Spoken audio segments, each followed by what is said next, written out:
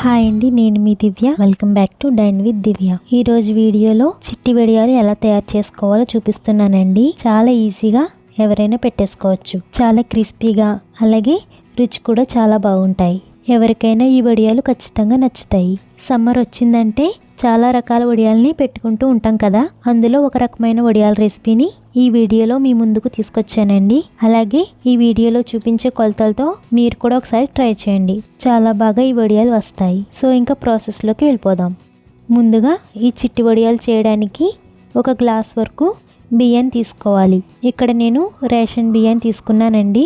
అలాగే ఒక గ్లాస్ బియ్యానికి హాఫ్ గ్లాస్ వరకు చిన్న సైజులో ఉండే సగ్గు బియ్యాన్ని తీసుకోవాలి. మీరు పెద్ద సైజు సగ్గు బియ్యాన్ని అయినా తీసుకోవచ్చు. ఇప్పుడు వీటిని 1-2 సార్లు శుభ్రంగా కడుక్కుని వాటర్ వేసి 8 గంటల పాటు లేదా రాత్రే నానబెట్టుకోవాలి. నేను నైటే నానబెట్టేసుకున్నానండి.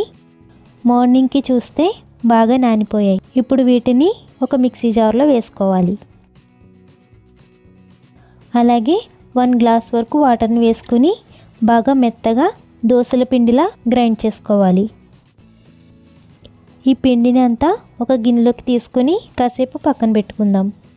ఇప్పుడు ఇంకొక మిక్సీ జార్లో 5 పచ్చిమిర్చిని ఇలా ముక్కలుగా చేసి వేసుకుందాం. లేదంటే మీ కారంకి తగ్గట్టు ఈ పచ్చిమిర్చిని అనేవి మీరు యాడ్ చేసుకోవచ్చు. నెక్స్ట్ 2 స్పూన్ల వరకు జీలకర్రను వేసుకుని ఇలా కొద్దిగా కచ్చా పచ్చగా గ్రైండ్ చేసి పక్కన పెట్టుకుందాం. ఇప్పుడు స్టవ్ వెలిగించి అడుగు దలసరిగా ఉండే ఏ గిన్నెని అయినా తీసుకుని అందులో ఏ గ్లాస్తో అయితే రైస్ని తీసుకున్నామో అదే గ్లాస్తో 5 గ్లాసుల వరకు నీళ్ళని వేసుకోవాలి. నెక్స్ట్ రుచికి సరిపడా ఉప్పుని వేసి ఒకసారి బాగా కలుపుకొని వాటర్ని 5 నిమిషాల పాటు మరగనివ్వాలి. ఇలా వాటర్ మరుగుతున్నప్పుడు ఫ్లేమ్ని మీడియంలో ఉంచి గ్రైండ్ చేసి పెట్టుకున్న వడియాల పిండిని ఈ విధంగా కలుపుతూ పోయాలి. దానివల్ల పిండి ఎక్కడ ఉండలు కట్టకుండా చక్కగా ఉడుకుతుంది. ఇప్పుడు పిండిని చిక్కబడేంత వరకు కలుపుతూనే ఉడికించుకోవాలి. కలపడం ఆపేశారంటే పిండి ఉండలు కట్టేస్తుందండి. చూడండి, ఇలా పిండి కొంచెం చిక్కబడిన తర్వాత గ్రైండ్ చేసి పెట్టుకున్న పచ్చిమిర్చి పేస్ట్ని వేసి బాగా కలిపి 5 నిమిషాల పాటు లో ఫ్లేమ్లో ఉడికించుకోవాలి. చూడండి, పిండి ఈ కన్సిస్టెన్సీలోకి రావాలి. ఇలా వచ్చిన తర్వాత ఫ్లేమ్ ఆఫ్ చేసేసి పూర్తిగా చల్లారనివ్వాలి.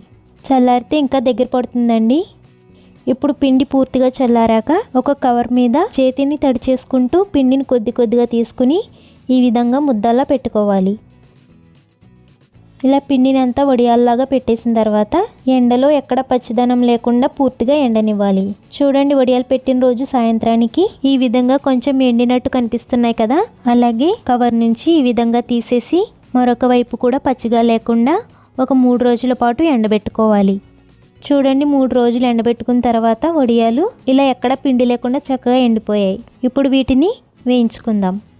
ఒక కడాయిలో ఆయిల్ని వేసి వేడైన తర్వాత ఈ వడియాల్ని చక్కగా వేయించుకోవాలి. చూడండి, వేయించుకున్న తర్వాత ఇలా వడియాలు పెద్దగా అవుతాయి. వీటిని గాలి తగలని ఒక డబ్బాలో స్టోర్ చేసుకుంటే సంవత్సరం పాటు మెత్తబడకుండా గట్టిగా ఉంటాయి. అలాగే వీటిని స్నాక్స్లా కూడా వేయించుకుని తినచ్చు. పిల్లలు కూడా చాలా అంటే చాలా ఇష్టంగా తింటారు. సో ఫ్రెండ్స్, ఈ చిట్టి వడియాలు లేదా పువ్వు వడియాల్ని ఈజీగా ఎలా పెట్టుకోవాలో చూసారు కదా. మీరు కూడా ట్రై చేసి మీకు ఎలా కుదిరాయో కామెంట్ చేయండి. వీడియో నచ్చితే ఒక లైక్ చేసి మీ ఫ్రెండ్స్ అండ్ రిలేటివ్స్కి షేర్ చేయండి. మన ఛానల్ని సబ్స్క్రైబ్ చేసుకోండి. Thank you for watching.